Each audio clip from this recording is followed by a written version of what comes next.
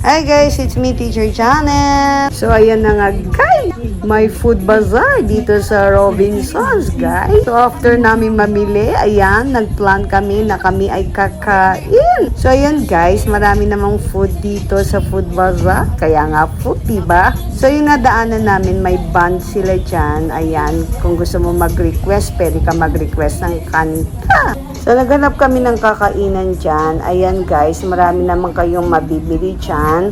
May mga fish cakes, ayan, mga fresh fruit juices. At dito kami napapunta kasi sa pinaka-paborito kong kwek. So, ayan guys, pagdating namin wala pang tao, umalis muna saglit. So, maya-maya, andyan na nga siya. So, in-order namin ang dalawang kwek at saka dynamite, guys. So, umorder din kami ng mango juice dyan. So, isa na lang yung aming in-order, yung pinakamalaki na 130, guys. Nag-share na lang kami sa juice. So, yung juice nila, masarap din siya. Talagang lasang-lasa mo yung fruit. Dahil mango nga yung binili namin, kaya lasang mango, guys. So, ayan, pinaluto na namin yung dynamite at saka yung kwek. Ayan, busog na kami dyan, guys.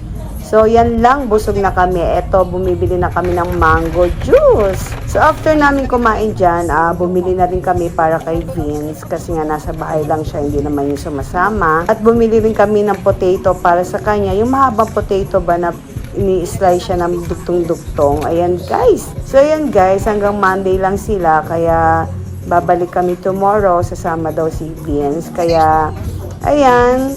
Ayan yung straw. Ang cute-cute din ng straw. So, ayan, kumain lang kami dyan sa side. Marami naman mga tables and chairs kayong maupuan dyan. Ayan, thanks for watching, guys.